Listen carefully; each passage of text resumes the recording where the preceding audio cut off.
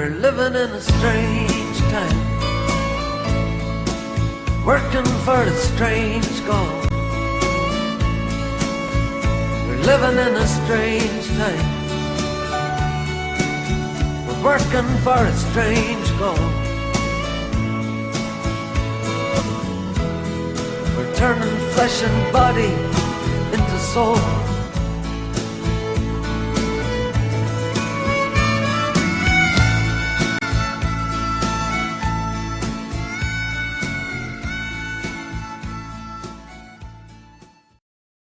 Hi there, this is Bill Ryan from Project Avalon.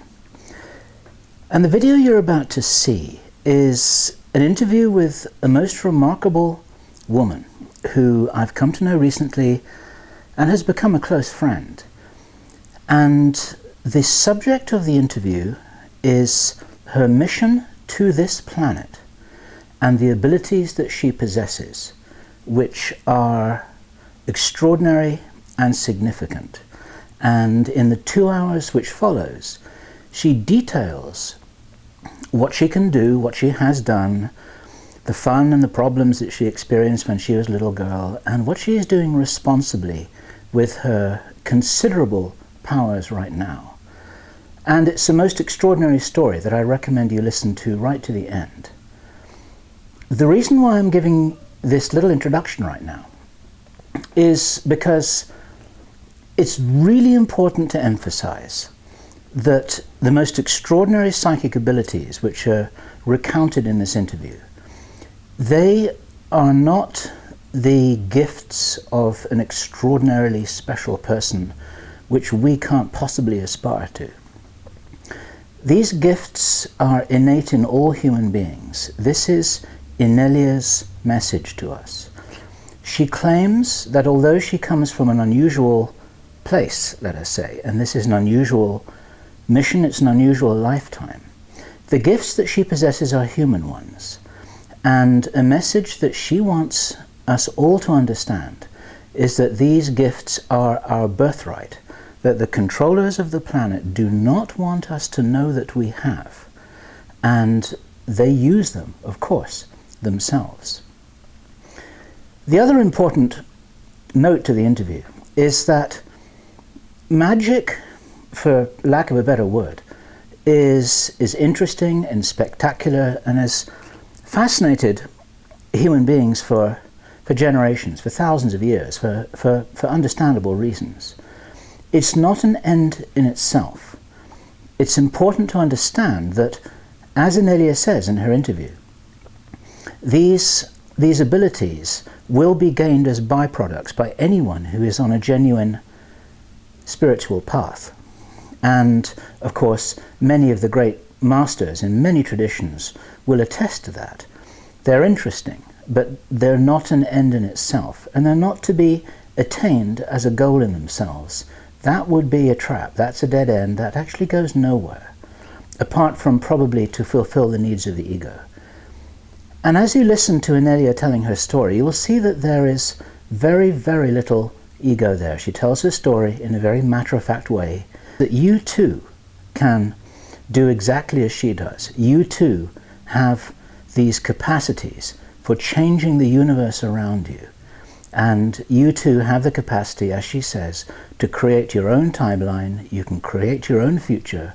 And between us, taking full responsibility and standing in our own power, we can create the world that we want. Thank you. So this is Bill Ryan from Project Avalon, and it is the 10th of March 2011, and I'm here with Inelia. And Inelia, could you possibly say your most wonderful melodic family name that I'm incapable of pronouncing?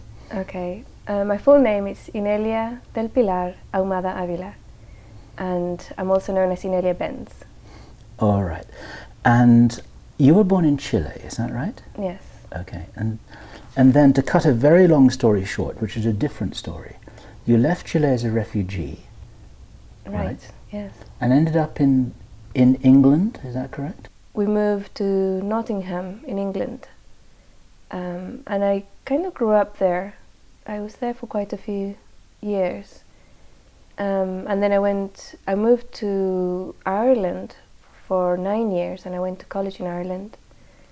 And then I went back to Chile for a couple of years as an adult to sort out some family properties and things. Then I went to live in Spain for a few years, and then back to England. And I've been in the United States now for 6 years. And how is all this possible, given that you look as if you're 22 years old? Oh, okay. Well, you don't ask a lady her age, so I'm not going to tell you. But I'm not young. You're not but thank young. you very much. Okay. So, the reason why I'm talking to you here and would love to see whether we can describe some of the things that you have been doing and being in language so that people can understand it. You, may I say it, are one of the more extraordinary people I've ever met, and I've met quite a few extraordinary people. And from what I can gather, you wouldn't even really describe yourself as a person in a funny kind of way. Now that's going to sound weird to the people watching this. Right, yes. Yeah, because when I look at a person or I look at people on Earth, normally, and this is not always the case, there would have been a soul or like a spark of divinity entering the time-space line, and it would have gone from complete oneness to a period of maybe thousands, I don't know how many lifetimes, developing into an individual and developing into a sentient being, which is separate from oneness. And this, when I look at people on the planet, this has happened sometimes on planet Earth. A lot of people have done the entire trajectory on the planet Earth. And now we are seeing like thousands, if not millions, of people who have done their trajectories in other planets and now are incarnated on Earth to experience this amazing stuff that's going on right now here. And so I would consider one of these souls that have evolved throughout time and space to become a sentient and evolved being as a person or a being, right? And I wouldn't describe myself as such because I came in directly without any evolution into this state to be able to do a particular job on the planet right now. And once that job is gone, that individuality, that singularity that is this person that you're seeing, we no longer exist. So the concept of a person or a soul is not there. Okay, so one or two people who followed this may already be doing a double take.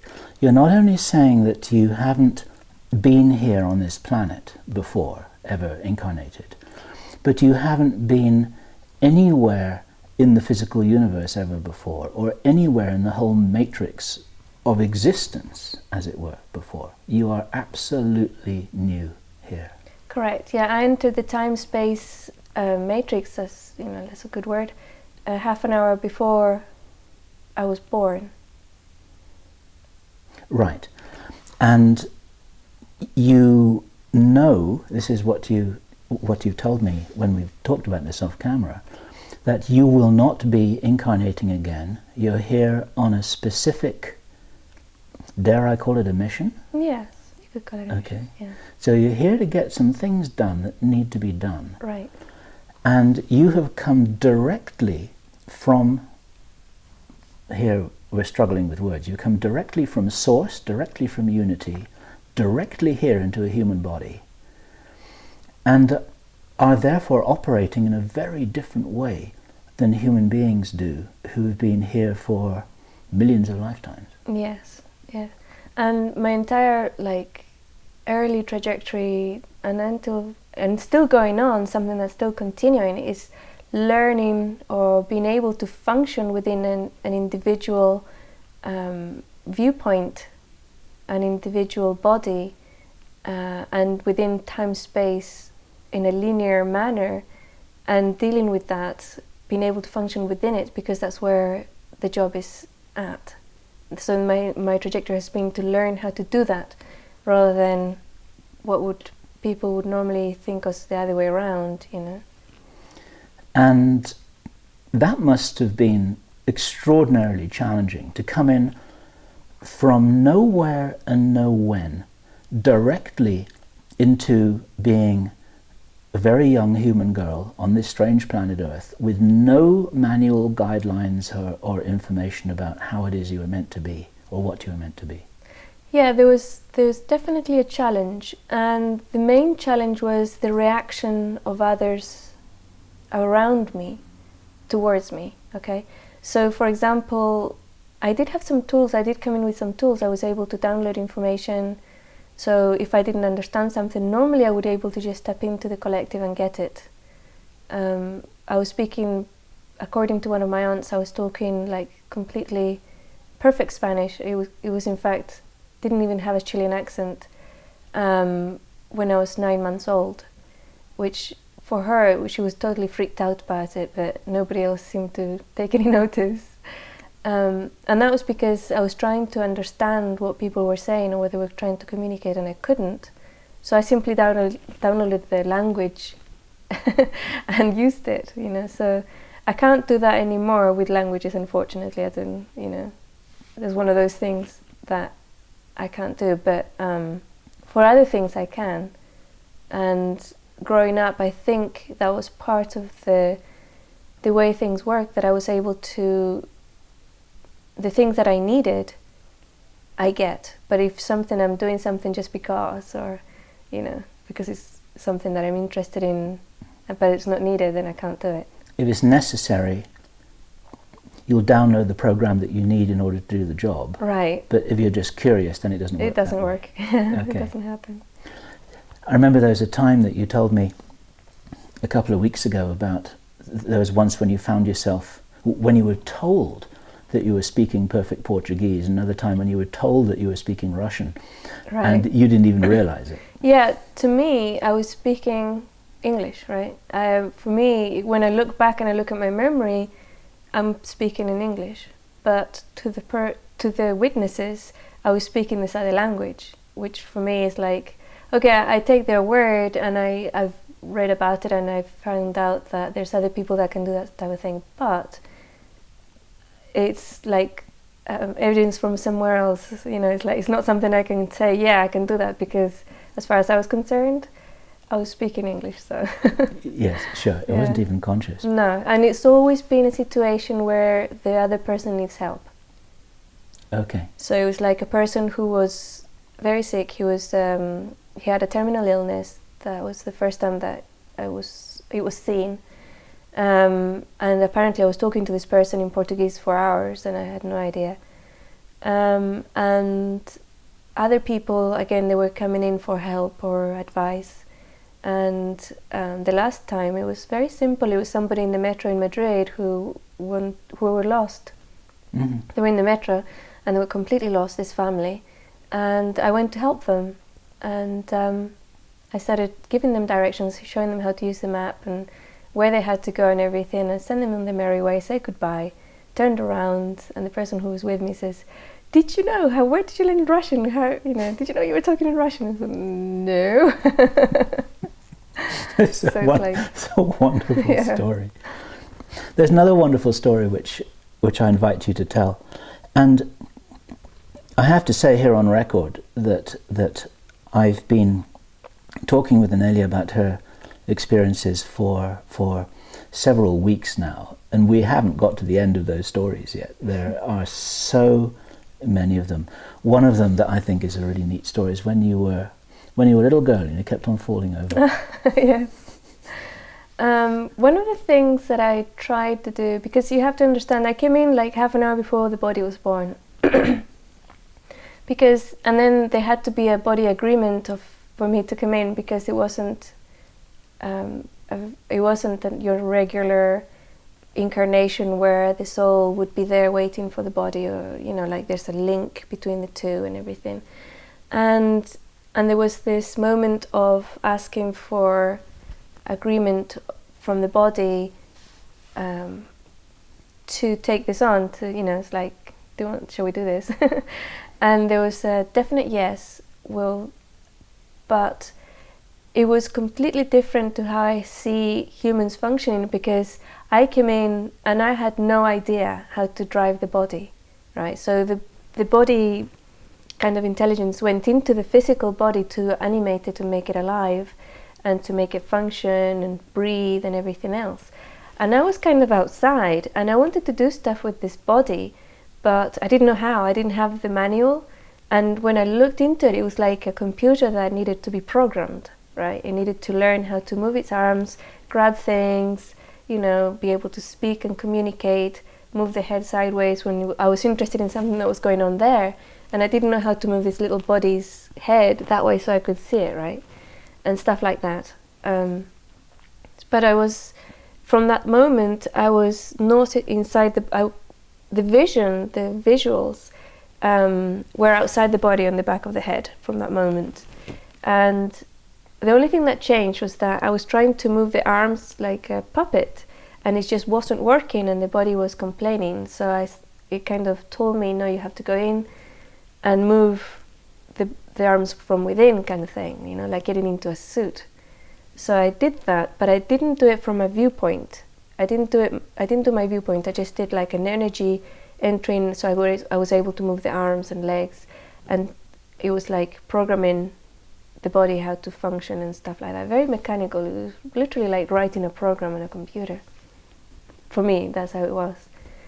And the years went by, and I used to see everything. I had a like 360 degree and up and down visual of everything that was going on around me.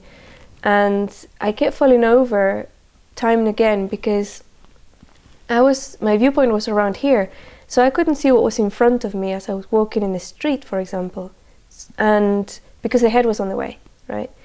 So I kept falling over, and I had continuously, my knees were always bleeding, and my face was always smashed, my lips were always fat because I kept falling on my head. And then one day my mom says, why can't you use your eyes? You know, just use your eyes, look at what's in front of you. So I said to her, well, I can't, because when I looked through my eyes, it was like two tiny little pinpricks that you can only see a tiny little bit of what's going on. And then she says, well, what are you doing now? So I said, well, I can see everything. And she, you know, and then again, you know, it's like it was like, I can't remember the exact conversation, but it went something like, well, get into your body right now and use your eyes, you know, just start using your eyes. And being I think it was just before I started school, so I was about 4 years old.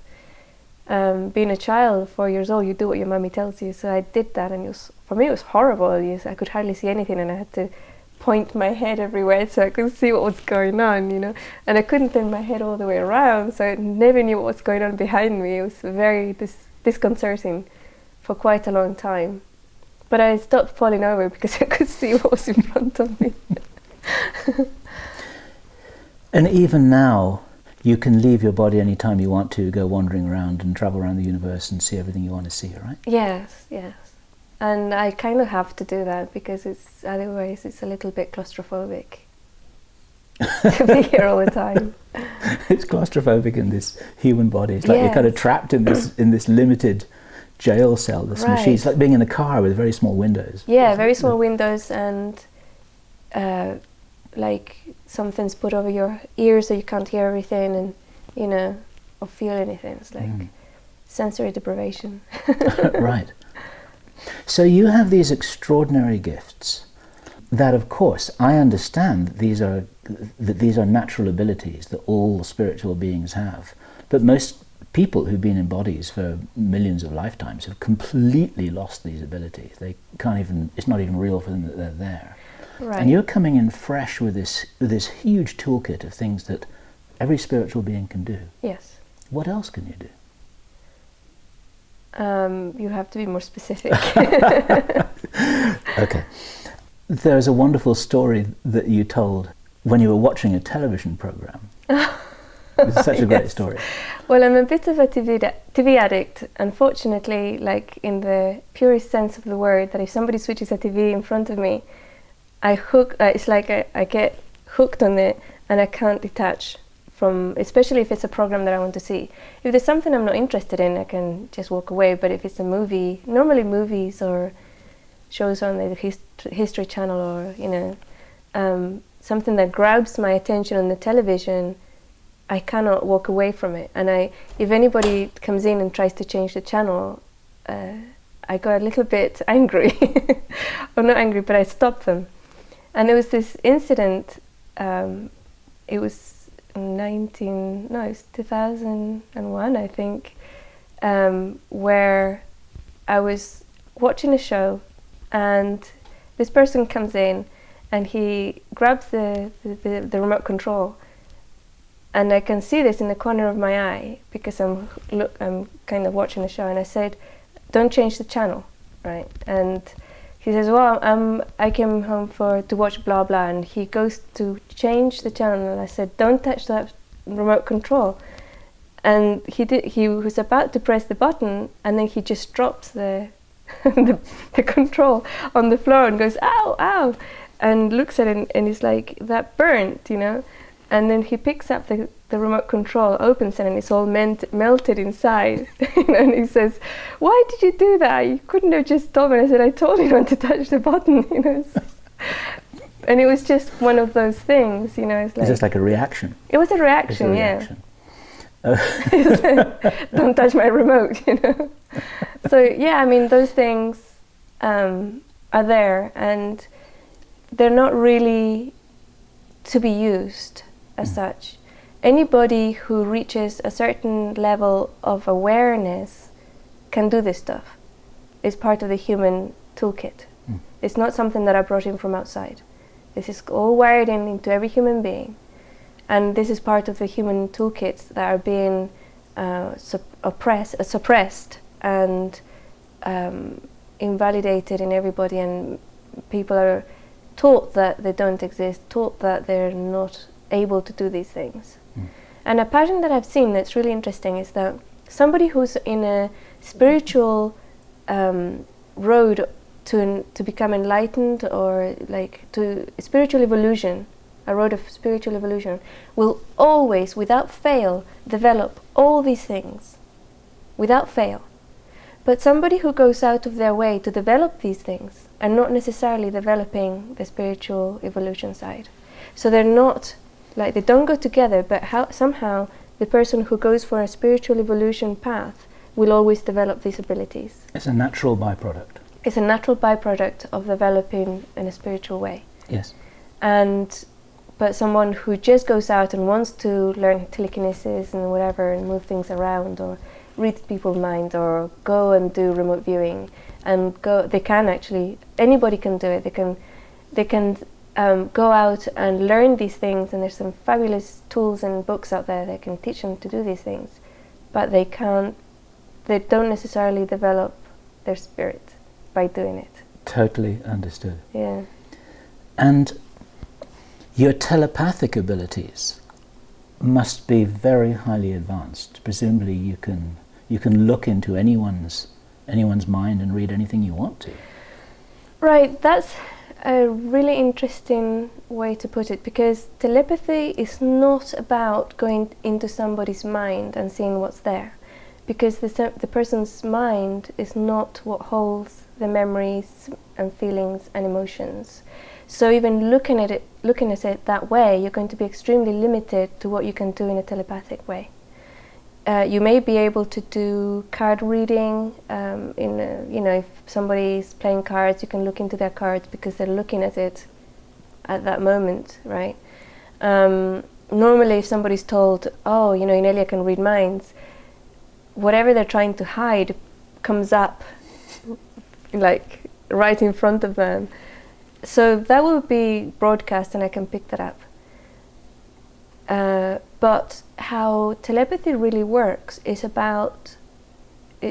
the best way that I can describe it would be... It's a merge. Yeah, it's more like a merge of mind, a merge of beings more than mind, because a merge perhaps even into the collective where the other person is, right? And then once there, you don't necessarily pick up sentences. You can pick up visuals, feelings, memories, and sometimes actual thoughts as well. like what the person's thinking at that precise moment. The way that I understand this from the conversations that we've had about this is it's like you temporarily step sideways and you be that person. You sort of become that person, and then you can access what they access. Yes. Is that anywhere close? It's a little bit like that, but what you're describing is actually the sessions that I do, where the person, the space between the two individuals it's made non-existent, as it were, and then the person and I would become one, or would actually, if you look at it in another way, the person is raised to a level of oneness where they can have access to all this information and tools, right? And I would have access to them in that moment as well. Okay. So the process, for example, of looking into someone's life and being able to watch it, to see anything that you want to see or that they want you to see, a little bit like watching a movie. You can go to any point on it. Right. If it's a movie that you've downloaded and you're looking at it on your computer, you can say, right, I go to this point here. Yes, it's a little, well, it's not quite like that, because if we look at it on a way of time, the time track, for example, a person's life track, whether in this lifetime or whether their entire life track, backwards and forwards. Forwards is really is a little bit more difficult to see, because we have so many timelines branching off at any one moment, that one thing that the person thinks or says or decides will change that timeline, right? So to look forward in that person's timeline is the most probable timeline if nothing changes, right? But looking backwards is quite easy, because they're here through having having traveled through this particular timeline, one specific one.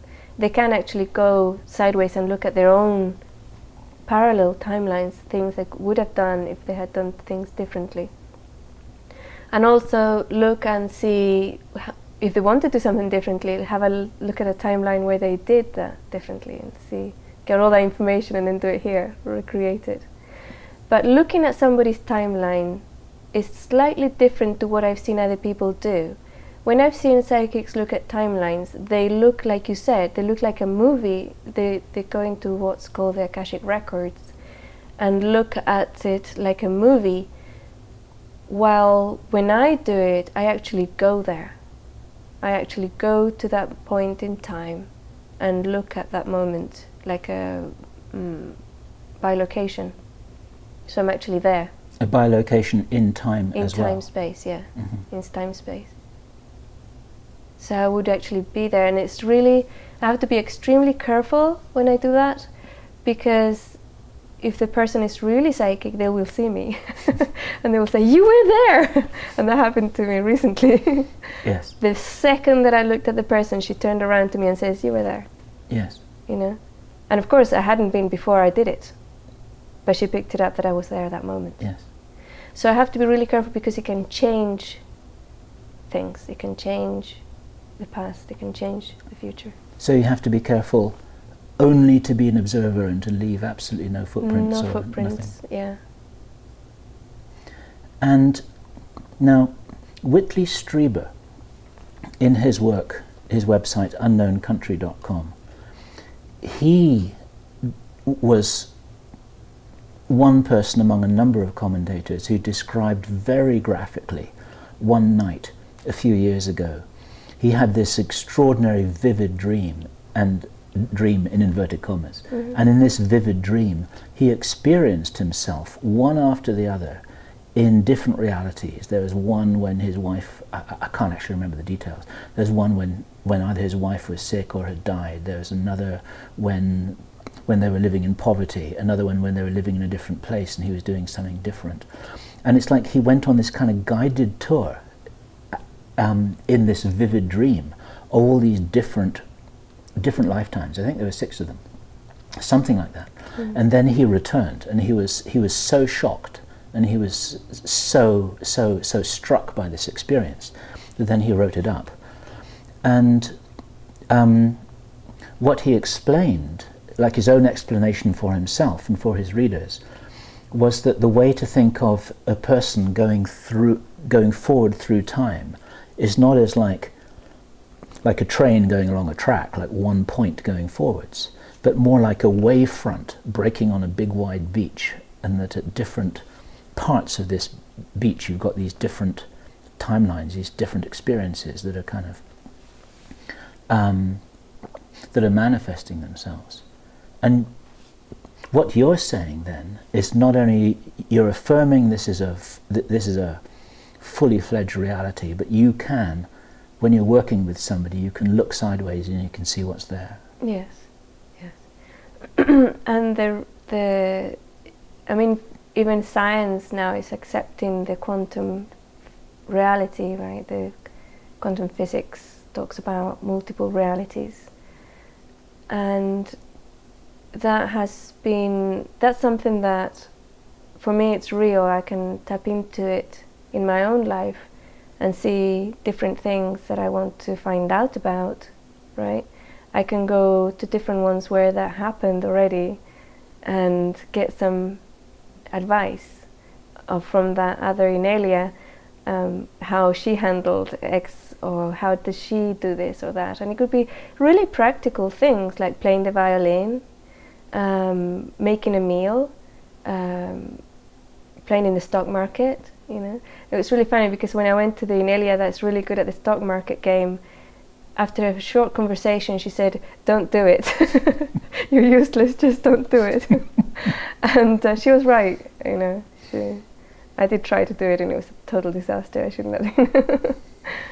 So you had one version of yourself giving advice to the other version of yourself, which is the you that we're talking to right now. Right, exactly. And anybody can do this.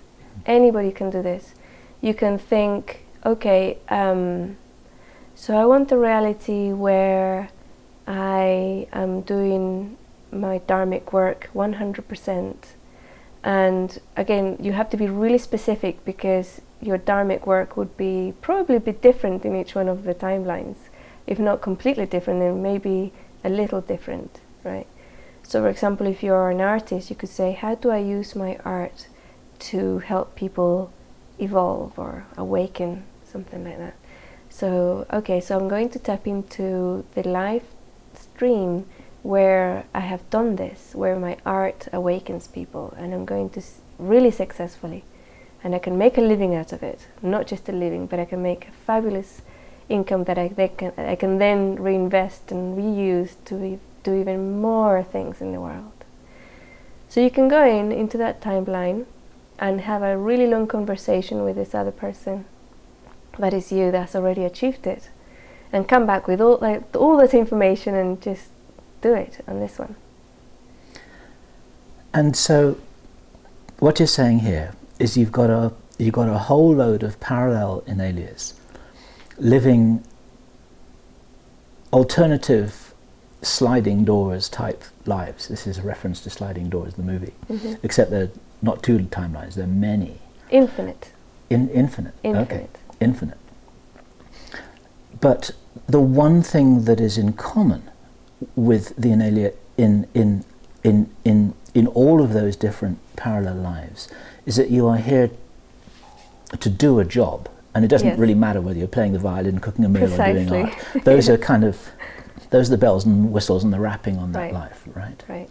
So what are you here to do? Because so far we've talked about some of the peripheral aspects of this that are curious and interesting and fascinating to many people. But what are you really here to do? I only have one job, and that's to raise the vibrational level of the planet, including the human collective, which is part of the planet, to a critical point that will allow a transition into the new paradigm, a new level of awareness for everything, for the planet and every being in it, every rock, every insect, every person.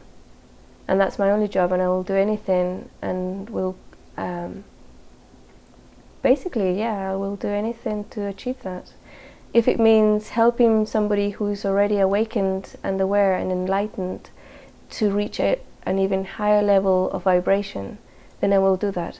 And if it means waking somebody who was previously asleep and that will raise their level of vibration, I will do that. If it means going to a geographical area and cleansing it so that the vibration can come through properly, I will do that. I don't have one attachment, or the only thing that I'm here to do is raise the overall level of vibration, and that's it. Now, I've got a million questions to ask you about that, but first let me ask you, how old were you when you first knew that that was what you were here to do? I always knew it, but I didn't know how to put it into words, because growing up, it wasn't something that the family would talk about. My parents were very rational. They were mathematicians and physicists. They were professors. They weren't into spirituality. They weren't into the vibration of the planet or anything like that. So as a child, I didn't have a concept of how to translate what I was here to do. However, I used to do it. If I saw somebody sick, I would sit next to them so that their level of vibration would be would rise, and I would do that naturally throughout my entire childhood and through my teenage years and later on. So you just kind of move into situations and you'd heal people and you'd help people and you'd Right. nudge situations along. Right. Basically, yes. And then, if I understand it right, a little later on, you would do work that could be regarded as being more major, more fundamental, more far-reaching. Is that right? Yes. I was always working in the background. I was told very early on that I had to kind of wear a mask, and I mustn't show what I was or who I was for many, many years. And that mask, I was asked to remove it in 2002 or 3 or something. And before that, I was working very much on a one-to-one basis with people and doing psychic activism on very quietly, not telling anybody about it. Okay. And that begs a question. You're saying that you were told to do this or that. Right. Who were you told by? How were you told? This is, yeah, I suppose that's a very interesting question. The information comes through very clearly, normally accompanied by synchronistic events that if I miss it, I will be told over and over again. Like a book would fall off the shelf, and a child would say the same sentence at the same time. That was the title of the book. A radio would be blaring and there would be a song that was talking about the same thing. So I was actually told things very clearly, but a lot of the time with regards, that would be more like practical things. Say, go to the park and sit on the bench. There'll be a girl sitting down next to you having her lunch and she needs you to sit next to her, you know. I would get that information and I would do it, and you know, sure enough, the girl would turn up, you know, like she would be in the visual that I had received, and just sit there eating her lunch and then go away, you know. And that's all that was needed. And you would, and maybe, I mean, just using that example of the girl on the bench as an example, you wouldn't know why, and you might not ever know why. Right. And I never needed to know why. It was just an assignment. Yeah. Okay. Yeah. And you're always totally certain at a level of knowing that when you are given one of these assignments, the right thing to do is just not question it, Right. not attach anything to it, and just do it. Is that right? Yes. There was a time when I was a teenager. You know, every teenager rebels, right? And parts of my life had to be about learning to be a human. So I had to go through that rebellious time, and I rebelled against all this too. You know, it's like I would be told, you have to walk very quietly and very gently and not make any waves in the astral. So I would go in blaring, you know, singing and dancing and jumping on everything. It's like, and making a lot of noise in the astral. In the astral. Yes. Stuff like that, you know, like Right. a teenager, right? Okay. And there were a few points where I was asked to do certain things, and I said no, I don't want to, I don't feel like it, I'm watching TV or whatever, you know, I'm listening to music, or the typical, you know, when your mum clean the room, you know, yeah, whatever. And I went through that at this level, which is kind of a little bit comical if you think about it, because, you know, here's this being who's supposed to do this big job and is going through the teenage rebellious stage, you know. And but I learned very quickly that I shouldn't do that because things went terribly wrong when I did, you know, say no. And it was really it's a little bit comical, I suppose, once I said something wicked to my mother, you know, and I knew I mustn't say it, you know, and I can't remember what it was, and my hand just came up and slapped me across the face, and I went, oh, you know, that hurt. And it wasn't really nasty, it was just a little something that you feel inside, I shouldn't have done that, you know. It was just a little something. I can't remember what it was. It was probably something like, oh, you have a grey hair, and, you know, whatever, you know, something to do with her appearance probably. Just to be wicked, you know, just to be... And then you immediately slapped yourself in the face. That's a wonderful That's the story. really funny one. It really hurt. But the other times when it was something more serious and I wasn't listening, there was a sense of urgency. Like, do it now, do it. And it was like a growing urgency that if you don't do it, something terrible is going to happen, right? And I wasn't able to switch that off. So it would just get worse and worse and worse, and I had to then like run to the place or whatever and be there, you know. And then of course I'd be out of breath and, you know. So I learned very quickly that it wasn't really my choice. It wasn't something that I had a saying in. And then we come into the other side of that, where's the free will and that, right?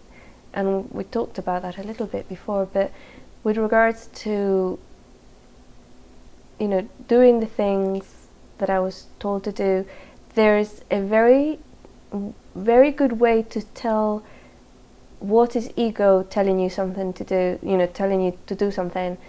If it's ego, if it's some other negative entity trying to take you over to do bad things, or maybe things that you think are good but really are not, or if it's really from source, which is how I would describe it, you know.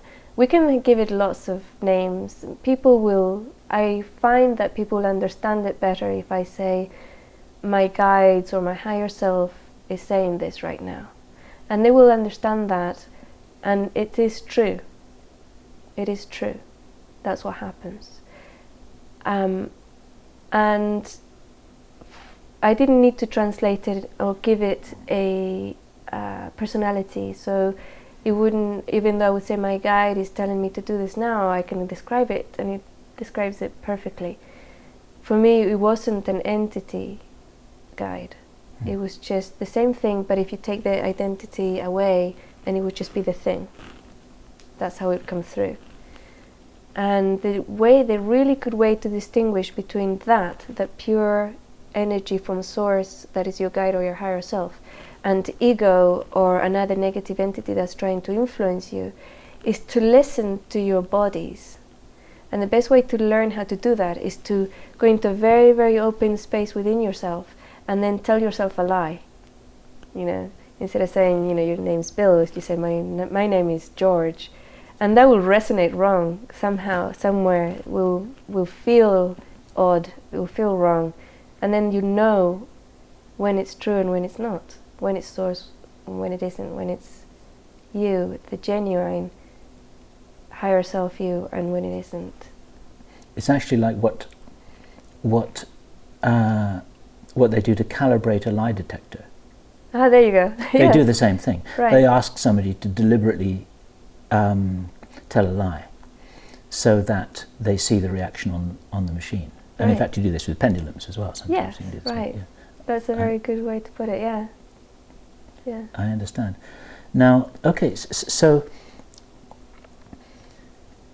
if we take the girl on the park bench as an example, when you get a knowing, a direct knowing that that is what you must do, and you go there, and sure enough, there she is, and something happens, presumably, and you may not know what that is, and then the girl goes away, and then that's the end of your job. Yes. You may have cured her, or healed her, or stopped her from killing herself, or resolved a problem, or something. But what is that process? How does it work? How can you explain this? How can you explain what's happening?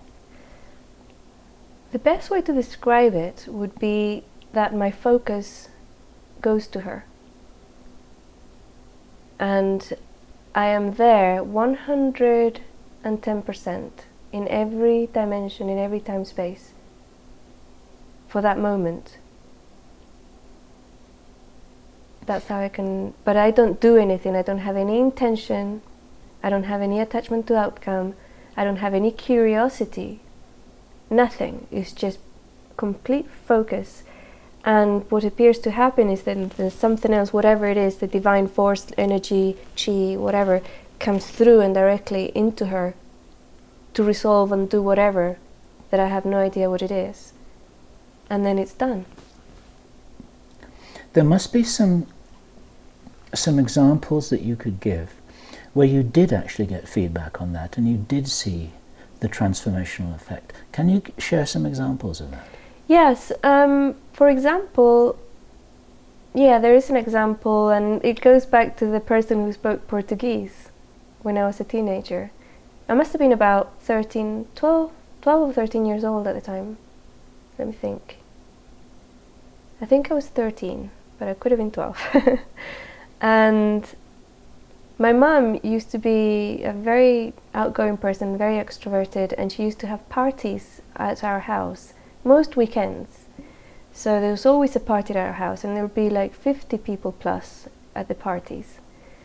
And that moment, normally, because I'm not an extrovert, I would go into the room and I would scan the room and see who wasn't vibrating at a high level or who was vibrating at the lowest level, and I would just go and sit next to them. That's what I would do. Just because you wanted to?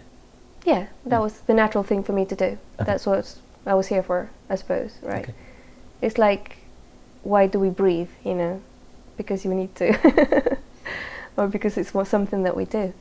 And so I would sit next to them and I would sense their vibration going higher and higher and higher. Occasionally I would look and see kind of shadow bits, and I would kind of move those out of the way, but only if I was told. You know, it's like, oh, look at that focus on that little bit there, you know, and as I was looking at it, it would just dissolve and go away. But with this person, I was sitting next to him, like I said, for about an hour or two, and we were talking away. We had a huge long conversation all about different things, different topics and stuff, and all of a sudden he turns around to me and he says, "Where did you learn Portuguese?" And I look at him and says, "Never, I can't speak Portuguese." And he says, "Oh, but you've been speaking Portuguese to me for the past hour, 2 hours." And I look at him and says, "No, I haven't." You know, at the time my main language was Spanish, so I said, I was actually speaking Spanish.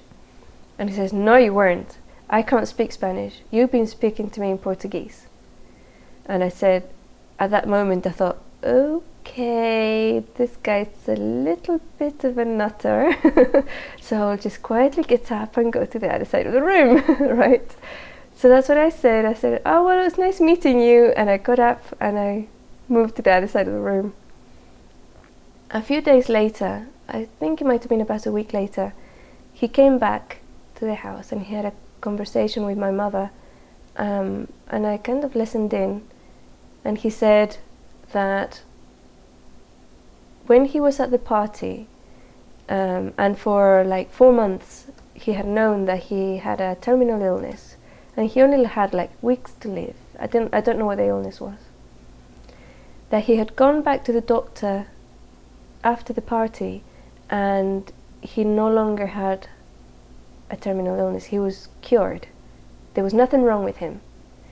And he just disappeared. He had just disappeared.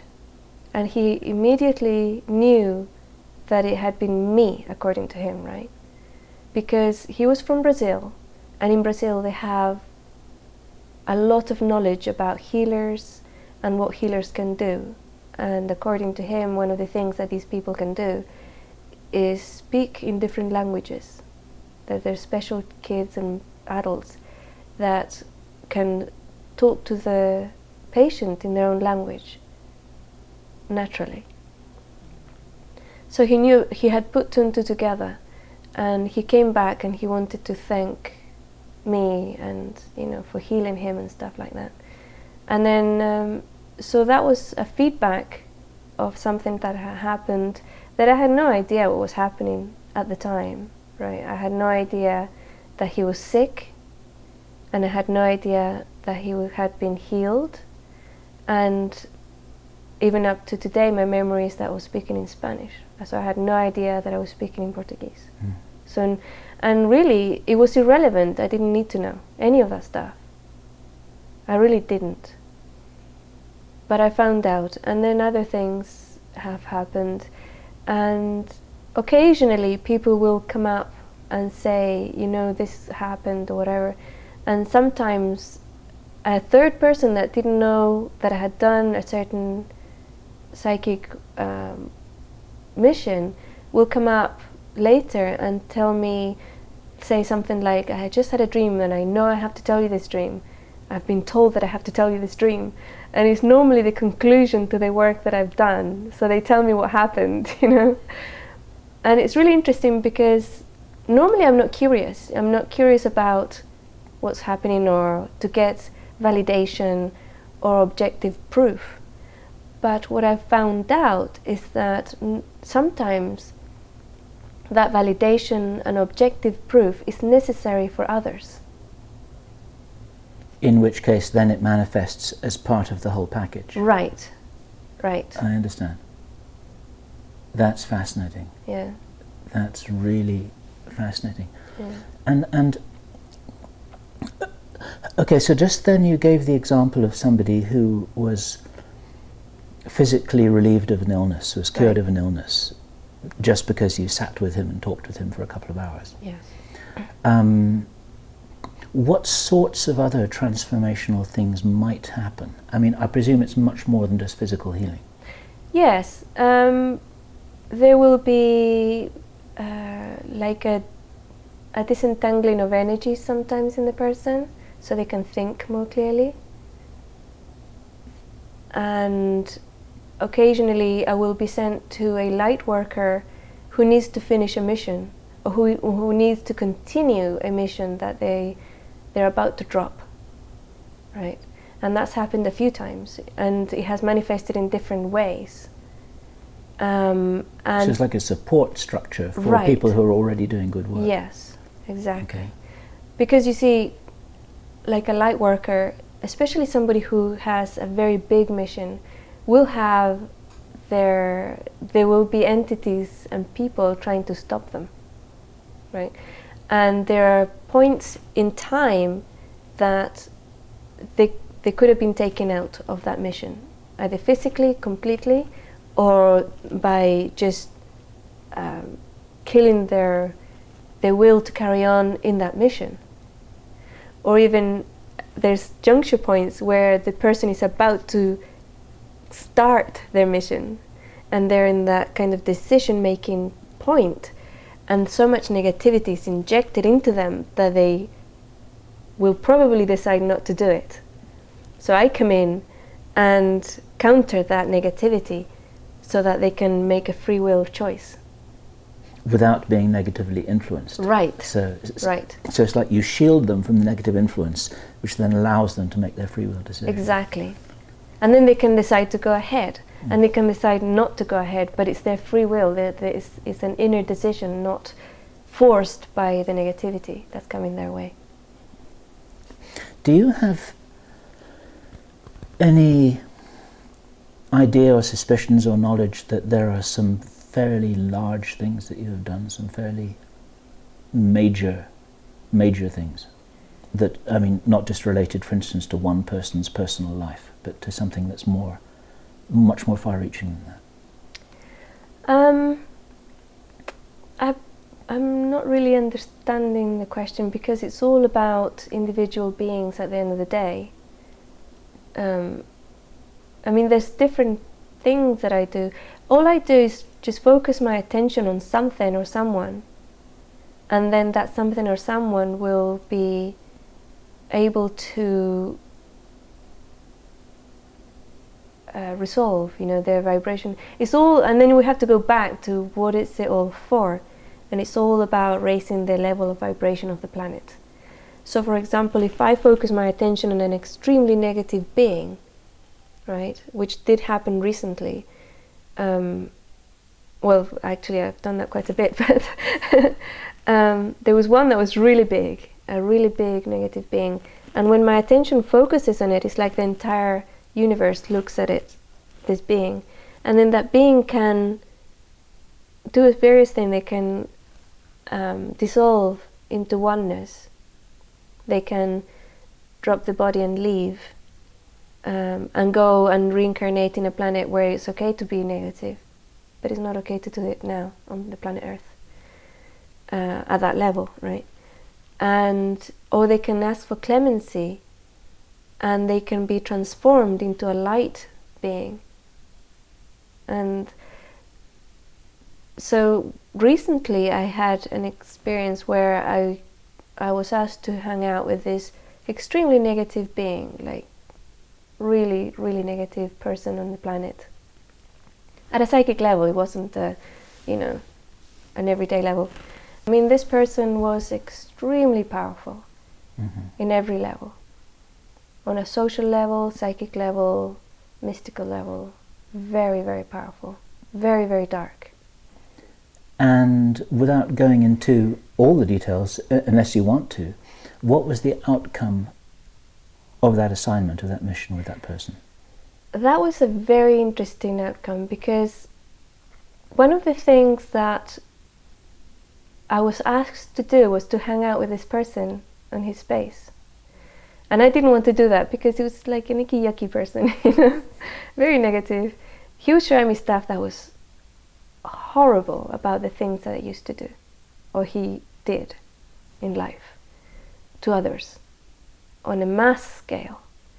And so I was kind of not wanting to hang out with him.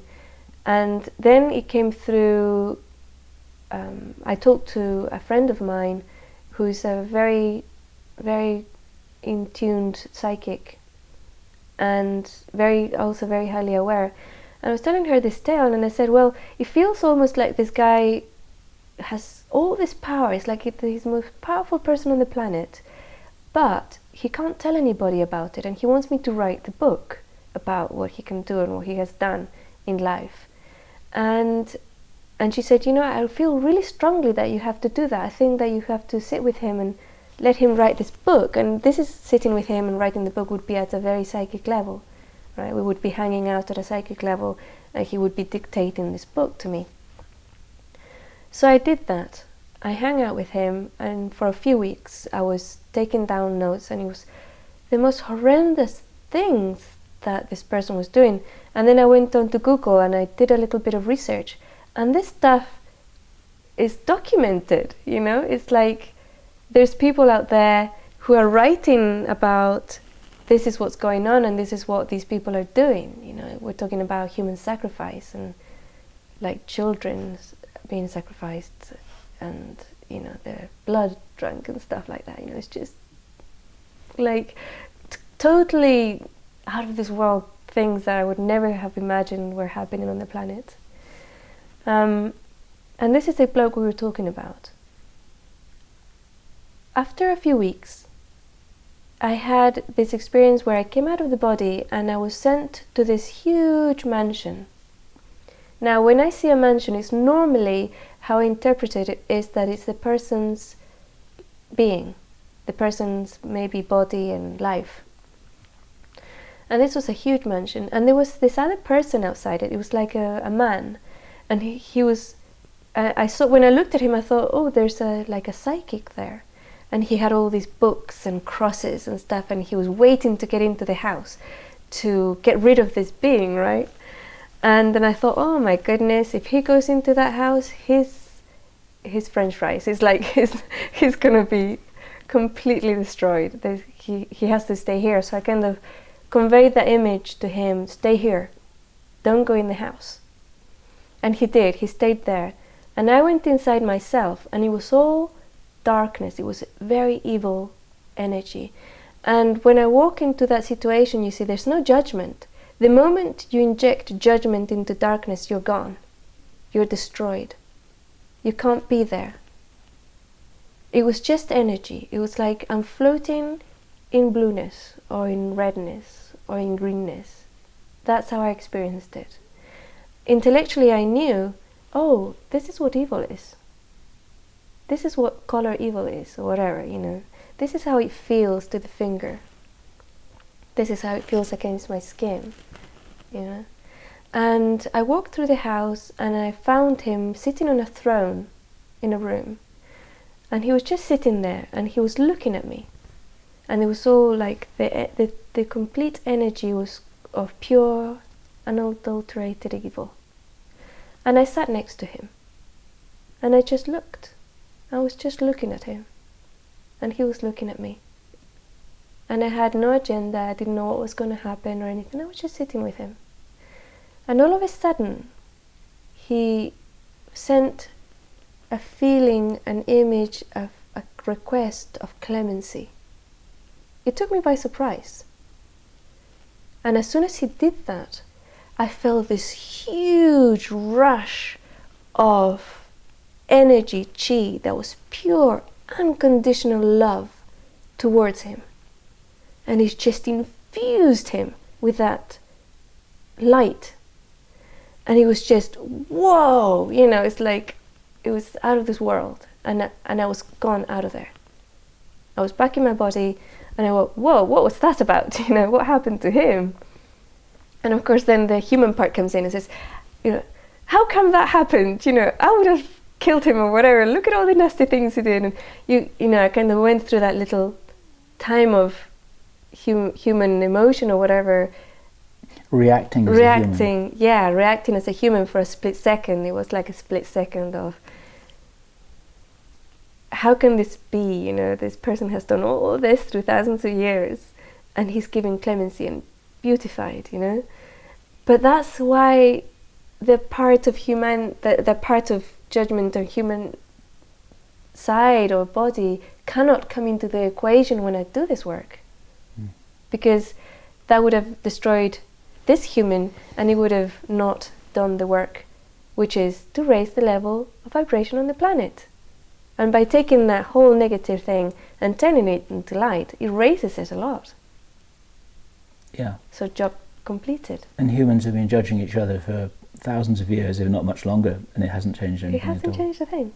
And the most interesting thing, and this comes back to objective proof, it was subjective proof, but it was from somebody else. A friend of mine who's also a psychic, she called me with one of those dreams that she absolutely had to tell me. She emailed me, she didn't call me. She emailed me, and she said, I've got to tell you this dream. I don't know what it's about, I don't know what it means, but I know I have to share it with you. She said that she had gone into a huge mansion, a big mansion, with myself and this other person who was a well-known psychic, a man. And we were walking around the mansion, and she said she's a feng shui expert. How do you pronounce that? Feng shui? Feng shui. Feng shui. I believe. Okay, so she's a feng shui expert. So she knows about energies in a house. When she goes into a house, she will read the energies with her psychic awareness and then make the changes to change that. She was walking around this house, and she said it was squeaky clean. It was completely empty and clean, like there was no energies in it. And she could see where the paintings had been taken down from the walls, and everything had been taken away. And when one of the things that had happened was that when this thing had completed with this mansion and the person had been infused with light, it felt as though he had been given clemency and he had taken all his assets with him. And now she was relaying this dream about what was, the conclusion of the other thing. So I kind of got my answer, Yes. What happened. Yeah, there he was.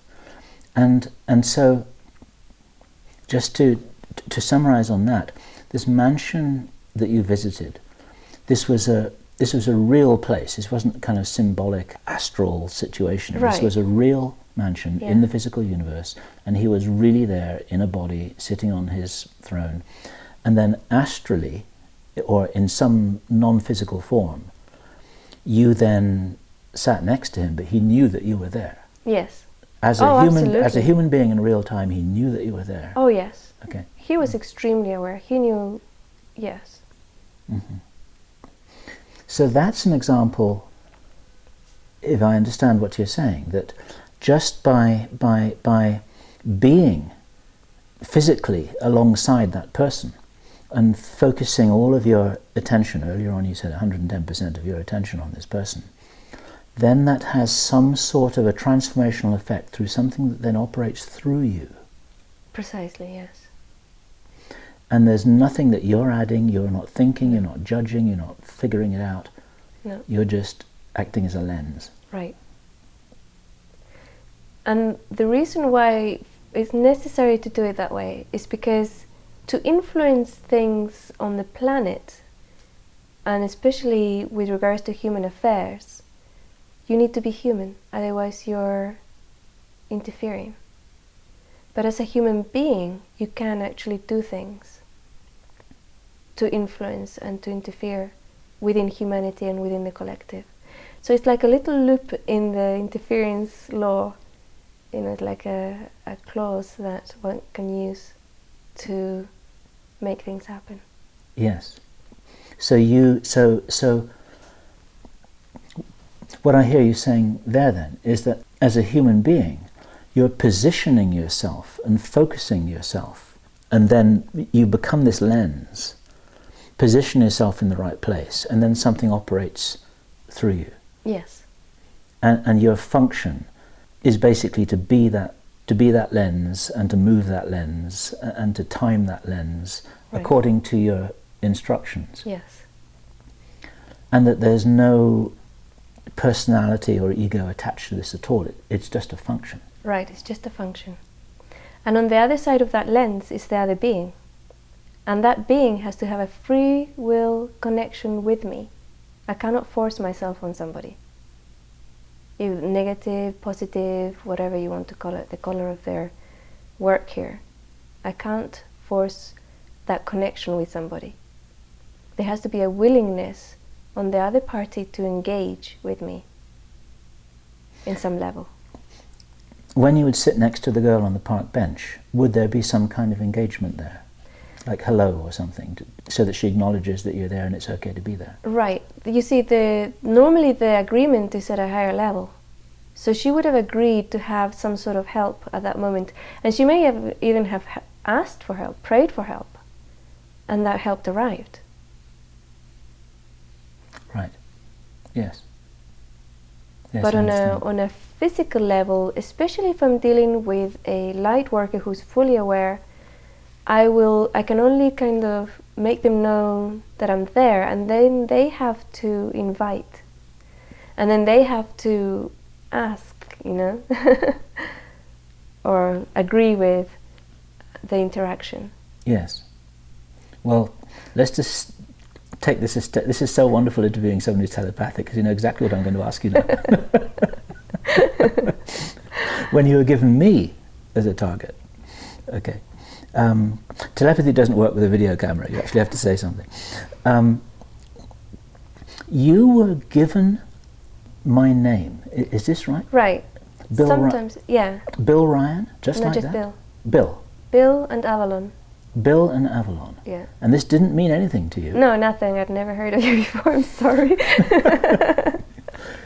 But that often happens. I will get a name, and what normally happens is it'll take me weeks to find it, to find the person or the relationship, because I get other clues as well. But with you, it's very quick, and normally when I find somebody very quickly, it's because it's urgent.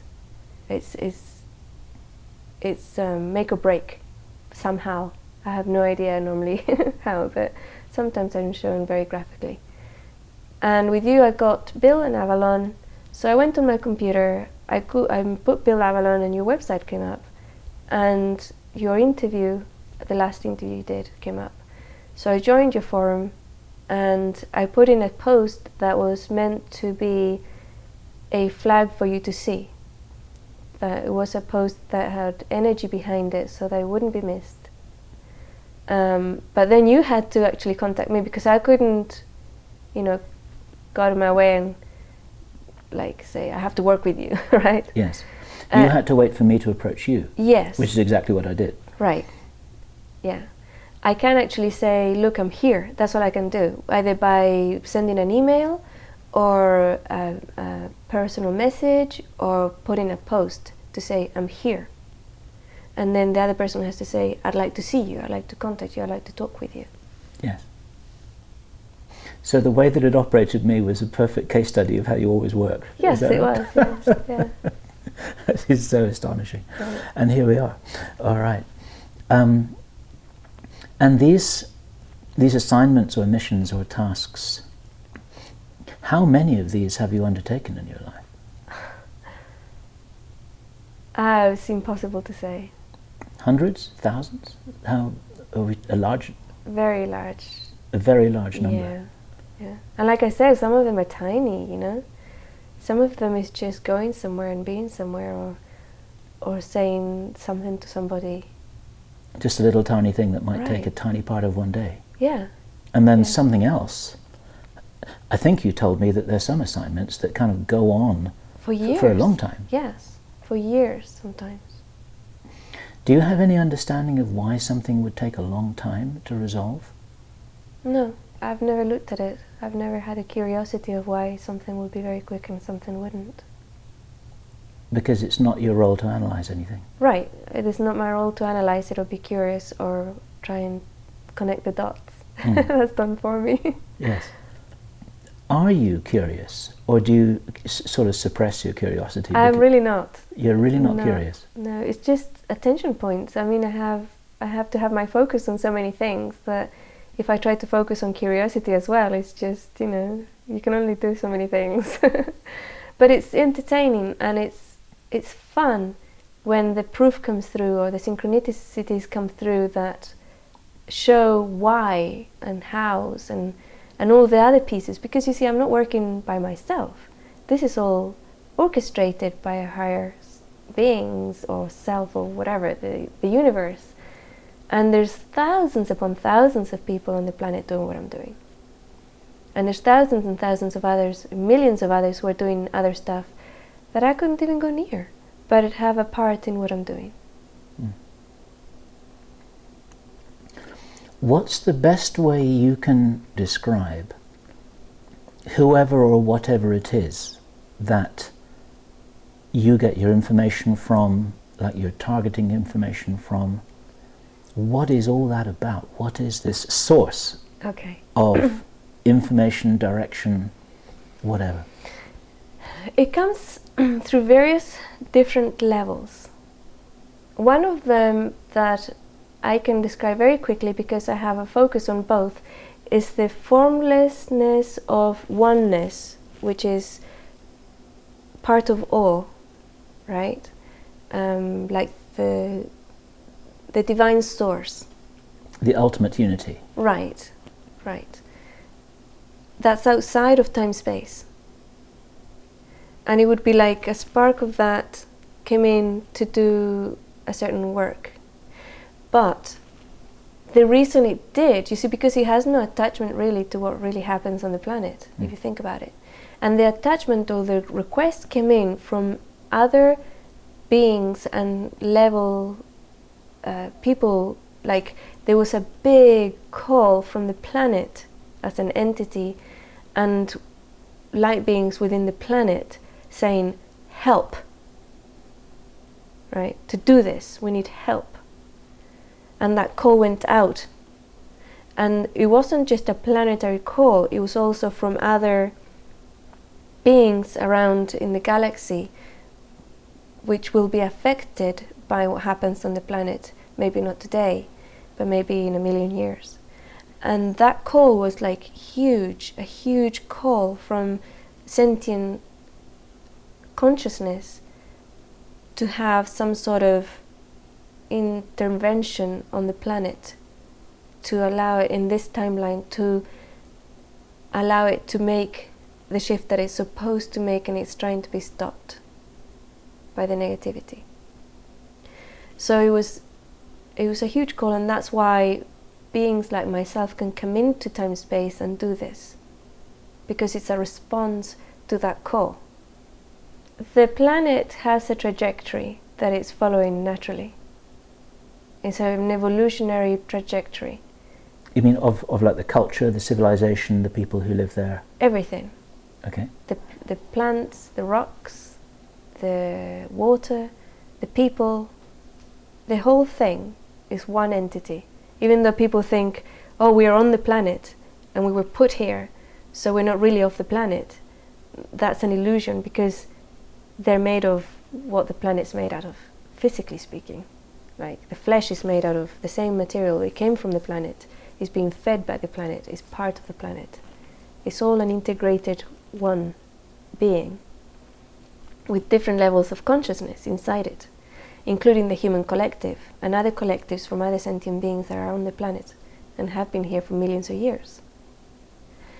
And this planet as a unit has a trajectory of evolution. And what's been happening is that this particular juncture and in this particular timeline, there's forces who are trying to stop that evolution because it's not profitable for it to evolve in their view, right? Okay. And then we come into like laws of existence. For this to exist, you have laws. You have the law of free will, for example, that's being violated all over the place in this planet. You have the law of time-space, the trajectory that most people would experience of linear time is a law. And laws are kind of agreed rules that the being comes in to play a game. They're the rules of the game. Right. So if all of a sudden the rules are being violated, the majority of players can turn around and say, bring in a referee because this is an unfair game. Mm-hmm. Right? Yes. This is fascinating because many years ago I knew somebody who was doing something very similar to what you were doing, and he called himself an arbiter. Oh, yes. And he referred to a number of other arbiters that he was aware of. Yeah. And this is a whole conversation we haven't had yet. Mm. He was the most wonderful man, and he said he'd get quite a kick out of the situation where he'd just roll up in a particular situation psychically, and then these nasty evil beings would just take one look at him and run. And of course, you'd always go and get them. Right. You know, there's a whole story that we can tell. But that was my first. See, this is quite interesting. This is my first experience with somebody like that, and I was instrumental in supporting him in attaining the abilities which he was then able to use. I mean, he ended a war, for example, single-handedly. It's a whole story about how he did all that. Back to where we were talking about you were coming in to handle a situation where rules had been violated, right, or where agreements had been violated. Mm-hmm. Right. Yeah, basically what's happening on the planet right now is extremely negative, and well, on a physical level, there's a violation of free will, because if you keep a collective asleep, what decisions they make is being influenced by those who are awake, and it's not really free will. It's a bit like stopping people from voting. Right. Yes, sure. Or, just taking their bodies over like they're sleeping and doing it for them, So that's not really free will. So that's one of the things that's being violated. And then all the wars and all the other negativity, fear. The vibration of fear is what's the makeup or the building block of negativity. And the planet's being bombarded, the planet's humans, the collective, is being bombarded with fear by a very few people on the planet, right? Like the ruling elite are bombarding the entire population, the entire planet with fear through television, through wars, through crime, perpetuating all these things, even music. And that's also a violation of what's supposed to happen here. Right. It's like a complete bombardment. Right. So your role basically is a bit like a referee or an umpire in a game. It's to make sure that the game is played fairly and according to the rules, and if anyone is transgressing those rules, then Foul. they're kind of right. Then they're brought into line. Yeah. Right. Yeah. And every now and then you send someone off the pitch. Right. Okay. So you're talking about within the context of a setup of a particular game that's got some kind of boundaries Right. or delineation to it, that whatever the game is, then your role is to ensure that that game is played as it was originally conceived and agreed to be played by the players. Right. Unless the players all agreed that they want to change the game. I understand. Okay. And there wasn't an agreement on the planet. And this planet does not want to be in the negativity anymore. I got that. Okay. Okay. Now, is this, do you think, a one-off intervention? Is this about changing timelines, and that once those points are switched on the railroad track, then beings like you with a functionality like you will no longer have to be here? Yes. That's a good answer. And it is about timelines, because there's other timelines in this planet that this is not happening. And there's timelines where everything is resolved already. Does that mean then that in those other timelines the parallel in Elia isn't there, because she doesn't have to be? Right. Okay. So in all of these parallel realities, Inelia is only here in those versions of reality where she's needed, Right. where things haven't got screwed up. Or sorry, where things have got screwed up, whereas other places they haven't. Right, but there's different levels. Okay. And this is something, when I first came in as this timeline, in this timeline, because again you have that multiplicity of beings in different timelines. When I first came in and I became aware that I was in time-space, there was certain things that I wasn't sure about. One of them was whereabouts in the shift I was. Was it before, during, or after the shift? I didn't know.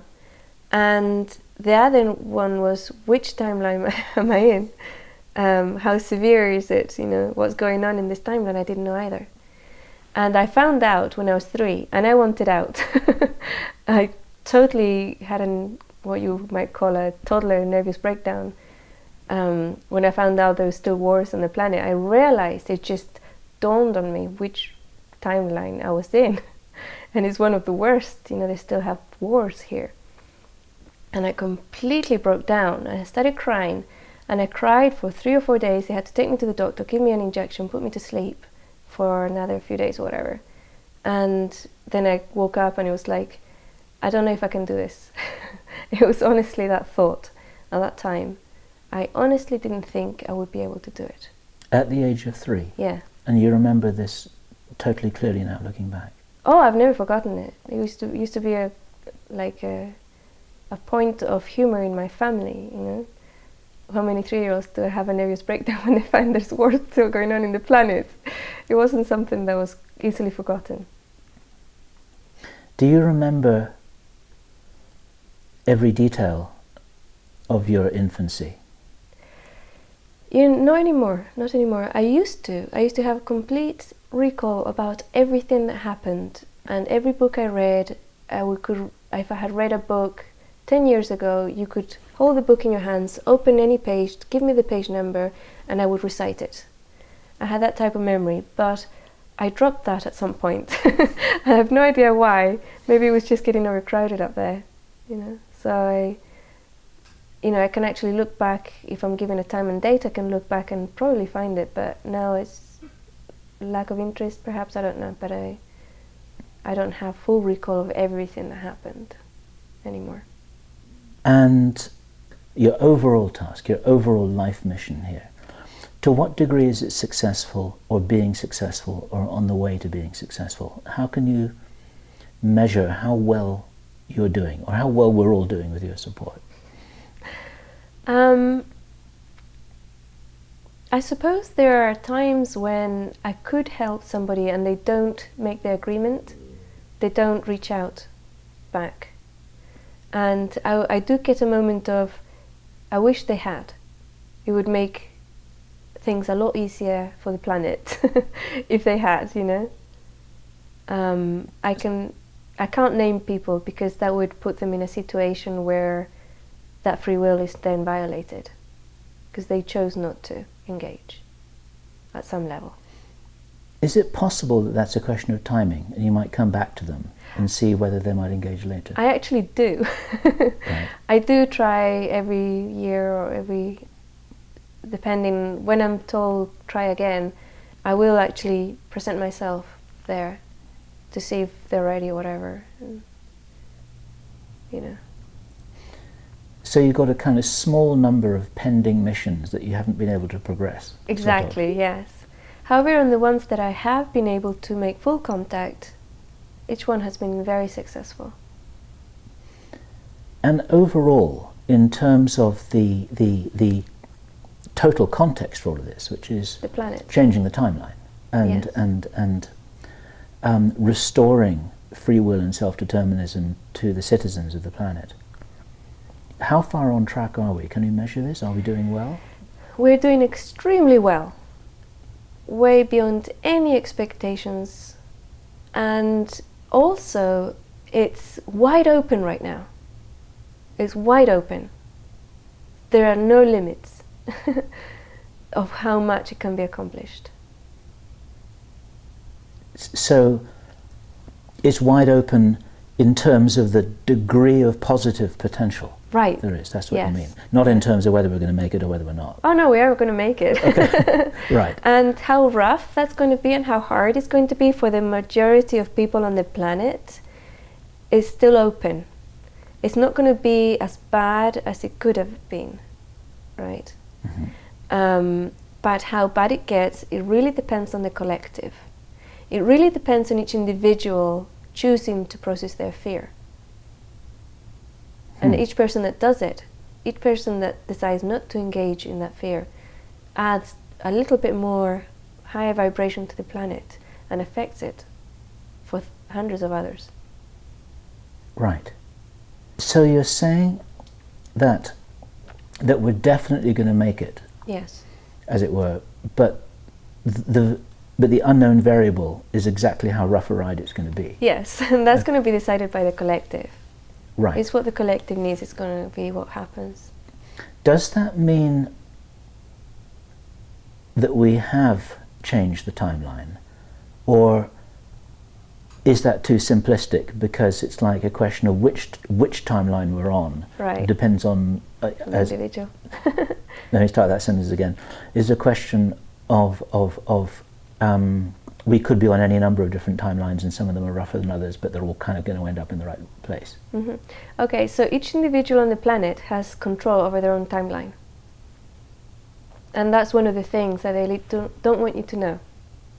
Because if the person is able to change their timeline, they're not going to choose one where they're enslaved for the rest of their life. They're going to choose one where they can manifest wherever they like and live wherever they like and have a beautiful life. Right. So when we're talking about have we changed the timeline, the correct question would be, have I changed my timeline? And joining those others that want the same timeline that I want. Now I've got the visual metaphor of in inverted commas, the timeline as actually being this big braided rope made out of millions of little threads, which are intertwined Right. in any number of different permutations to make a timeline. Yes. And each one of us create that thread as we wish, and align ourselves with others who are creating their threads as they wish. Exactly. And if you have a conscious choosing of that thread and threading and joining, you no longer have enslavement. It's impossible. You no longer have wars unless there's a group of people who really into war games, and they can create their own timeline together. Wow. That's a moderately staggering thought, I have to say.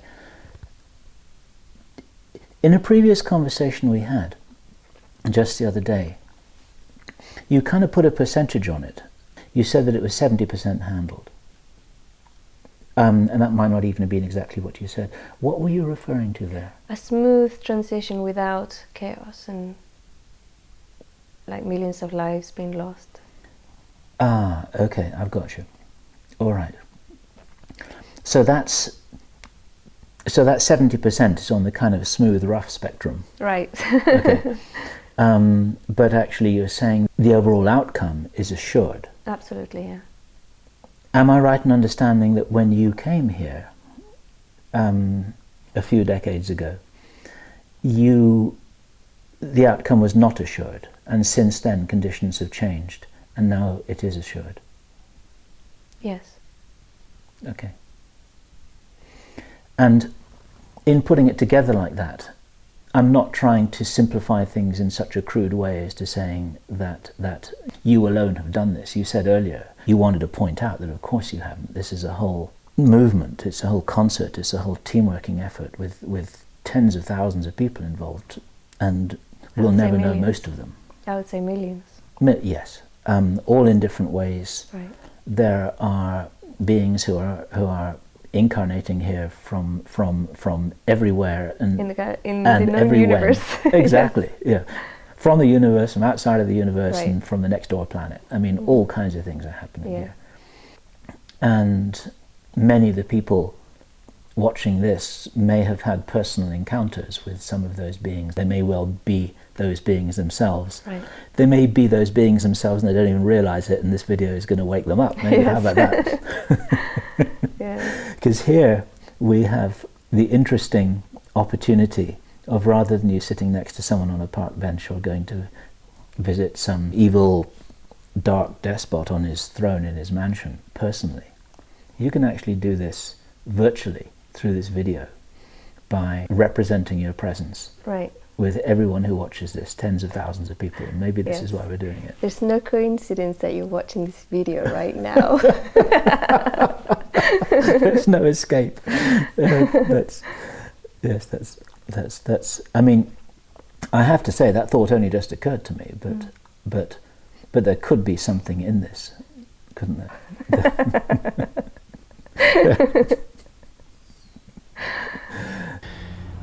So, Inelia, now it's a couple of weeks later.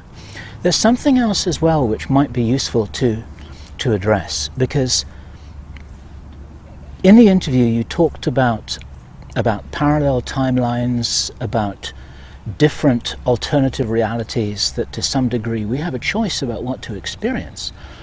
And right now things are very confusing because there's a lot of information. You get prophecies and predictions and visions and dreams, and people thinking, oh my God, this is going to happen and that's going to happen, and people who've been told things by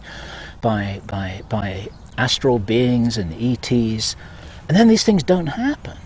And what does this mean? What advice can you give to anyone who's worried about what it is that they have been told will happen or might happen? There's an aspect of that that's really interesting, because when the information is given out, collectively we choose to agree on it or not agree on it. So the first thing I would say would be not to agree on it. What would you say to people who've watched everything so far and they just cannot believe what you're saying? They can't believe that you're real because there's so much stuff out there that isn't real or that is delusional. And they're thinking, you know what, I'm just going to move on to something else because this is crazy stuff. I would like to acknowledge that reality, and I think you've taken the perfect path, which is to go and look somewhere else, because I am not real to you, and I will never be real to you.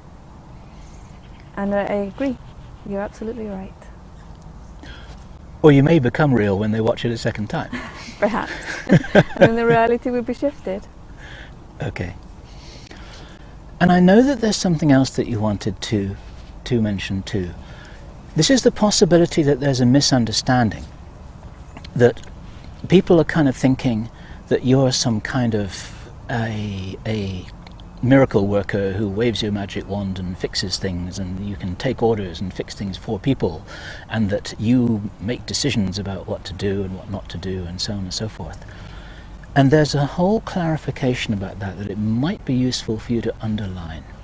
Yes, I never choose who I work with. That comes through my higher self or divine intervention, or whatever you want to call it, right? But basically, what I'm concentrating on is the collective. So if you do feel that I have something that I can offer you, you can go into my website and there's stuff there, there's a ton of information, exercises and things you can do. But I'm not working with people individually anymore, because this is a different time. It's not about what Inelia can do for you. It's about you stepping up to the call. You know, this is a call of action, and that's why I agreed to do this interview, and saying, how can I, as a viewer, how can I step up and help on this work, right? Where's your joy? Where's your passion? Follow it. So you're not a fixer, you're a catalyst, right?